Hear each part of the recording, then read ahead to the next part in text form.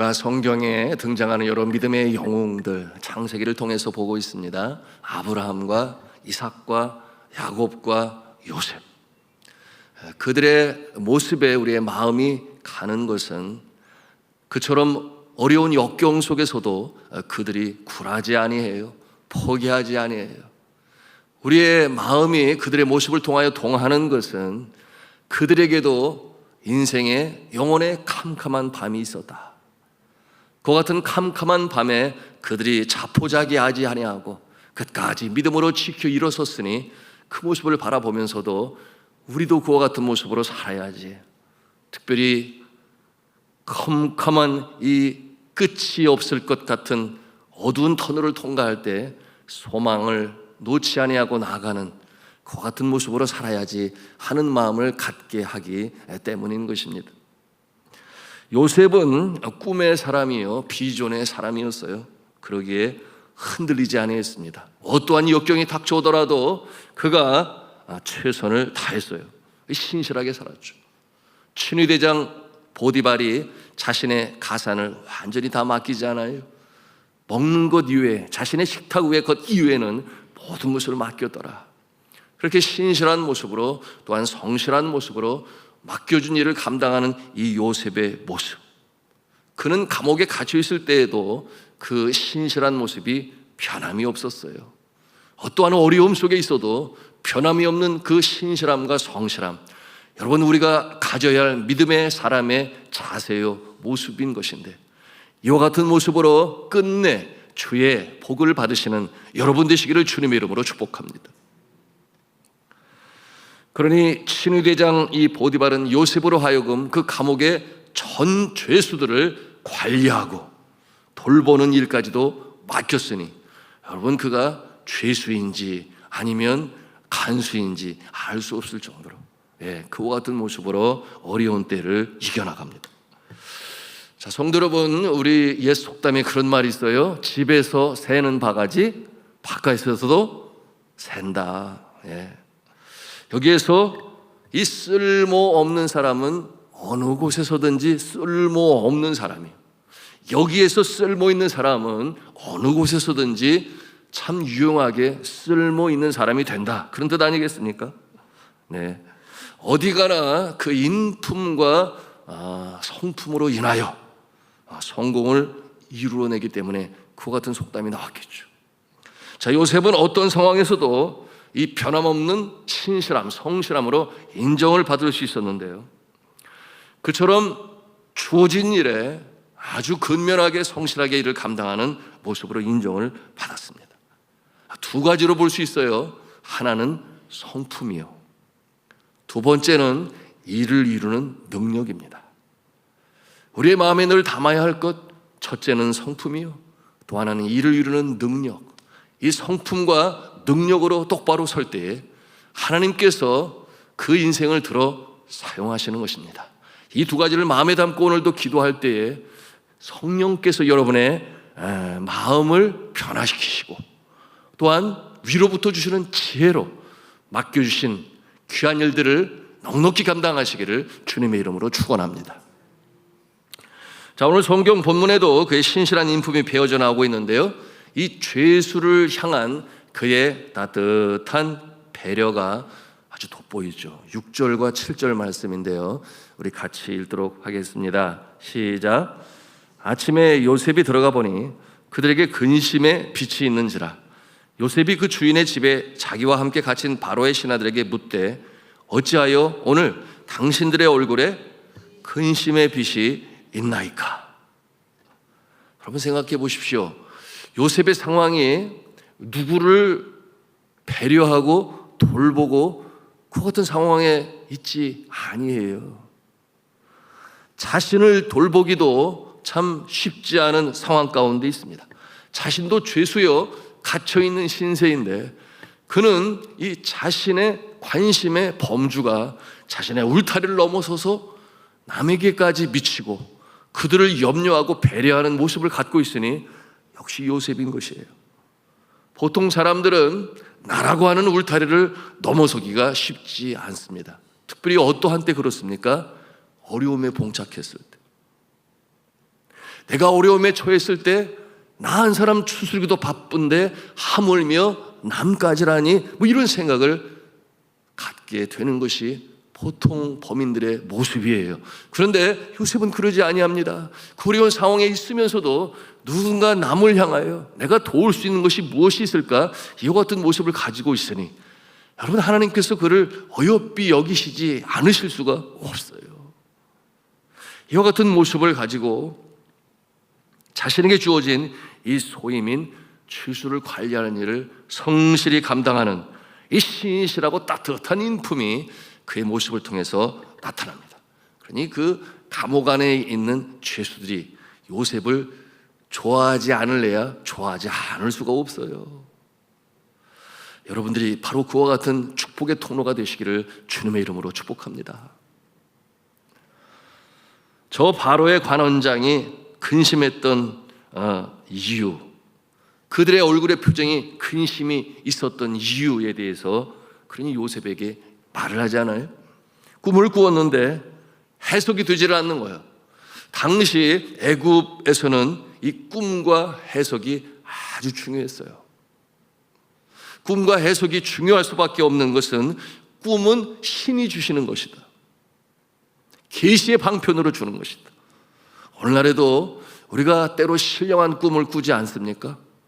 여러분, 그와 같은 꿈을 통하여 하나님께서는 말씀하시고자 하시는 것을 계시하시기도 하시죠. 그런가 하면 같은 꿈을 2번 꾸는 경우는 너무나 드문데 요셉에게는 그와 같은 내용의 꿈을 하나님께서 2번까지 꾸게 하시고, 그것은 분명한 하나님의 계시의 방편으로 또 요셉에게 주신 것인데, 이 애굽 땅에서 이 꿈과 해석이 중요했던 이유는 꿈은 신이 미리 앞에 되어질 일들을 계시로 보여주는 것이다. 더 중요한 건 또 뭐예요? 그 꿈을 해석할 수 있어야 되는데, 누가 그 꿈을 해석할 수 있느냐? 특별히 신의 은총을 입은 자가 그 꿈을 해석할 수 있다. 그러니 그는 어떠한 대접을 받아요? 예언자로서의 높임을 받는 것인데, 이 꿈을 꾸기는 꾸었는데 도무지 알 수가 없어요. 그런데 이 꿈을 요셉이 해석을 하는 것입니다. 신이 주는 특별한 능력을 가지고 행하는 자, 그러니 그들이 요셉을 바라볼 때 그와 같은 마음을 가질 수가 있죠. 자, 이 첫 번째 관원의 꿈이 무엇입니까? 바로왕의 술 맡은 관원장이 꿈을 꾸었는데 포도나무에 3가지가 나오고 그 가지에 꽃이 피고 그리고 거기에 열매를 맺게 되었으니, 마침 그것을 보고 있는 이 술 맡은 관원장이 잔에 그 포도 열매를 따서 즙으로 짜서 그 잔을 바로에게 드리는 그와 같은 꿈을 꾸었습니다.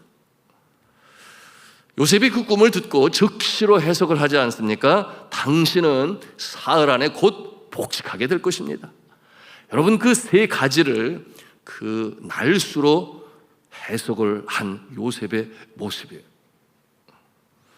그 모습을 보던 또 다른 관원장, 이 바로왕의 떡 굽는 일을 담당했던 이 떡 굽는 관원장이 자신의 꿈을 요셉에게 또 말을 해요. 이 내용이 이제 16절, 17절 내용인데 우리 같이 읽도록 하겠습니다. 시작. 떡 굽는 관원장이 그 해석이 좋은 것을 보고 요셉에게 이르되, 나도 꿈에 보니 흰떡 3광주리가 내 머리에 있고 맨 윗광주리에 바로를 위하여 만든 각종 구운 음식이 있는데 새들이 내 머리에 광주리에서 그것을 먹더라. 요셉이 그 꿈을 듣고 바로 해석을 해요. 지금부터 사흘 안에 애굽왕 바로가 당신의 머리를 끊고 당신의 머리를 나무에 달 것인데 새들이 날아와서 당신의 이 몸을 뜯어 먹을 것입니다. 너무나 무섭고 아주 끔찍한 그 내용의 꿈으로 그 꿈을 해석해 주는 요셉이에요. 여러분, 이와 같은 모습, 정말 요셉에게는 대단한 능력이 있는 거예요. 그 당시에는 더욱더 그러합니다. 결국 이 요셉의 꿈은 마침내 현실로 나타나게 되니 정말 대단한 능력 아니겠어요? 어느 누구도 해석하지 못하는 이와 같은 꿈을 그가 해석을 하고, 나중에는 어떠해요? 애굽왕 바로의 꿈, 어떠한 술사도 그 꿈을 해석하지 못할 때 요셉이 그 꿈을 해석함으로 말미암아 7년 풍년과 7년 흉년의 꿈을 해석함으로 그가 여러분 아시는 대로 높은 관리의 자리, 당시 총리의 자리에 등용되어지는 놀라운 역사를 이루게 됩니다. 여러분, 이 요셉의 꿈의 해석의 능력은 정말 이처럼 대단해요. 자, 그런데 그럼에도 불구하고 우리가 요셉으로부터 이 배우는 영적인 진리가 있으니, 교훈이 있으니 그것이 무엇인가? 그 능력이 어디에서 왔는가? 요셉은 겸손한 사람이었죠. 자신의 능력이라고 여기지 아니했습니다. 그처럼 꿈을 해석하는 능력이 나의 능력이 아니라 누구의 능력이다? 하나님께서 영감을 주실 때 가능하다. 이와 같은 내용으로 그들에게 고백합니다. 자, 8절 말씀을 함께 읽도록 합니다. 시작. 그들이 그에게 이르되 우리가 꿈을 꾸었으나 이를 해석할 자가 없도다. 요셉이 그들에게 이르되 해석은 하나님께 있지 아니하니까 청하건대 내게 이르소서. 해석은 누구에게 있다? 하나님께 있다. 자신의 능력으로 말하지 아니하고, 여러분, 하나님이 영감을 주시니 가능하다. 하나님이 해석하게 하시니 바르게 해석할 수 있다. 무엇을 보여줘요? 요셉의 신앙의 단적인 면을 이렇게 보여주는 것입니다. 해석은 하나님께 있지 아니하니까. 여러분, 우리는 누구나 다 개인의 잘하는 것이 있어요. 하나님께서 주시는 것이죠. 그래서 이것을 spiritual gift, 은사라고 그래요. 누구나 다 남들보다 잘하는 것 한 가지는 적어도 가지고 있습니다. 그런데 이와 같은 것을 통하여 출세도 하고 성공도 하고 삶을 살아가는 데 유익이 됩니다. 그런데 이와 같은 모습을 보면서 어떠한 자들은 우쭐해요. 내가 가진 이 재능이 마치 나의 능력인 것처럼 그렇게 생각을 해서 자랑을 하기도 합니다. 여러분, 그럴 때 참 조심해야 돼요. 우리가 내가 가지고 있는 어떤 은사와 재능을 가지고 일을 성사시킬 때 정말 주의할 때 해석은 하나님께 있지 아니하니까. 여러분, 그럴 때 나라고 하는 1인칭 주어를 사용하는 것이 아니라 여러분 3인칭 무엇이에요? 그가 하셨습니다. 하나님께서 행하셨습니다. 하나님께서 은혜를 베푸시니 일이 성사되었습니다. 이와 같은 자세로 설 때 하나님께서 기뻐하십니다. 그것이 우리의 신앙의 고백이 또한 되는 것이에요. 그러므로 그가 역사하셨습니다.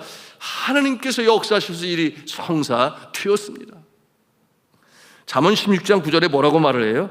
사람이 마음으로 자신의 길을 계획할지라도 그 길을 인도하시는 분은 누구시라고 그랬어요? 여호와 하나님이라고 그랬어요. 마음으로 자기의 길을 계획할지라도 그의 걸음을 인도하시는 분은 하나님이시다. 여러분, 잠언 16장 9절의 말씀이죠. 그런가 하면 사도 바울은 뭐라고 고백을 해요? 내게 능력 주시는 자 안에서, 내게 능력 주시는 자 안에서 내가 모든 것을 할 수 있느니라. 빌립보서 4장 13절에 그는 자신의 능력의 원천이 어디에 있는가 분명히 알았어요. 내게 능력 주시는 자 안에서. 다윗은 어떠했습니까? 내가 사망의 음침한 골짜기로 다닐지라도 해를 두려워하지 아니할 것은 주께서 나와 함께 하심이라.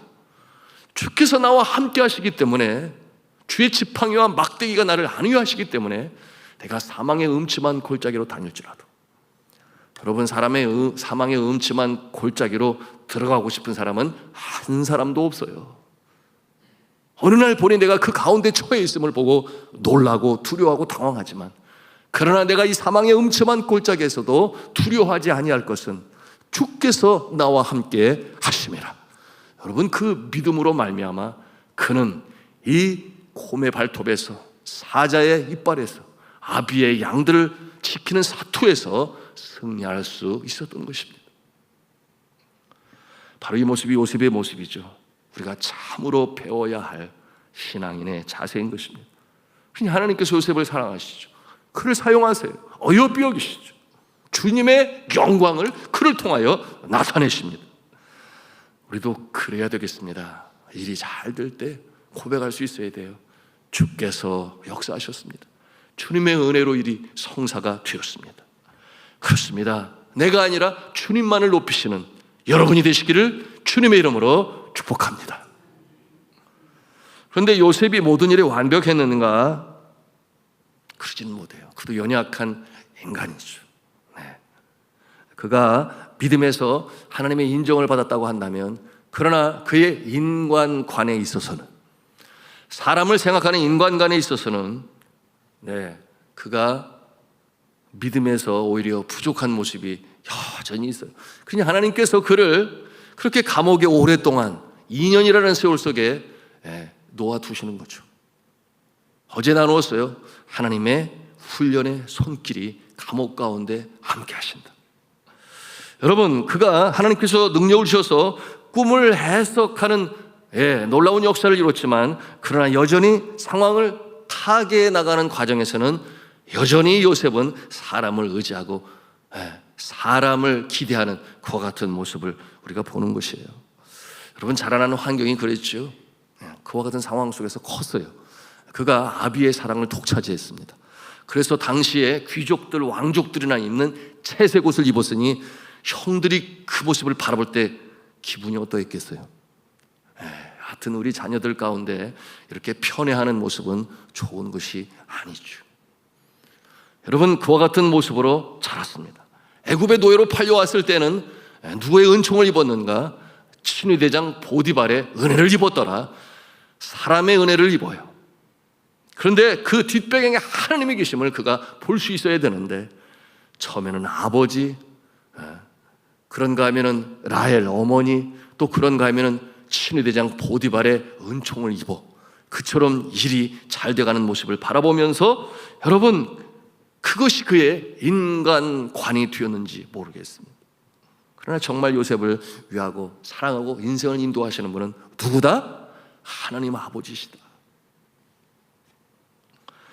그가 그것을 알아야 되는데 그것을 알지를 못했습니다. 그러므로 사람을 의지하는 모습, 우리 14절 15절 말씀 같이 읽도록 하겠습니다. 시작. 당신이 잘 되시거든 나를 생각하고 내게 은혜를 베풀어서 내 사정을 바로에게 아뢰요. 이 집에서 나를 건져 주소서. 나는 히브리 땅에서 끌려온 자요, 여기에서도 옥에 갇힐 일은 행하지 아니하나이다.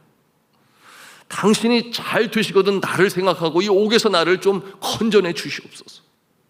술 맡은 관원자, 자신의 어려운 처지를 하소연해요. 나는 죄가 없습니다. 나는 히브리에서 내려올 때도 죄가 없는 모습으로 왔습니다. 감옥에 있어야 할 존재가 아닙니다. 이 같은 내용으로 이제 그 꿈을 해석하니 사련에 복직되게 될 것인데, 그가 어떠한 위치에 있어요? 당시 최고의 이 권력자인 이 왕의 비서의 역할로 다시금 복직될 것이니, 그가 사람을 의지합니다. 정확히 말하면 사람을 의지하는 것이 아니라 무엇을 의지해요? 그의 권력을 의지하는 것이죠. 권력을 의지한다 하면 곧 세상을 의지하는 것과 다를 바가 없어요. 여러분, 모든 권력, 권세, 능력이 위로부터 내려주심을 믿으시기를 바랍니다.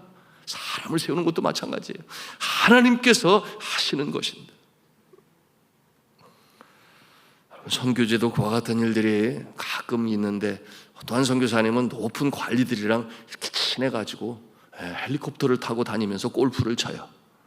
그것이 잘못됐다고 얘기하는 게 아니에요. 여러분은 그러는 사이에 이 낮고 낮은 잃어버린 한 영혼, 어려움 속에 처한 자들을 향한 시간을 내는 일이 점점 더 어려워져요. 그러나 예수님은 그러시지 아니하셨어요.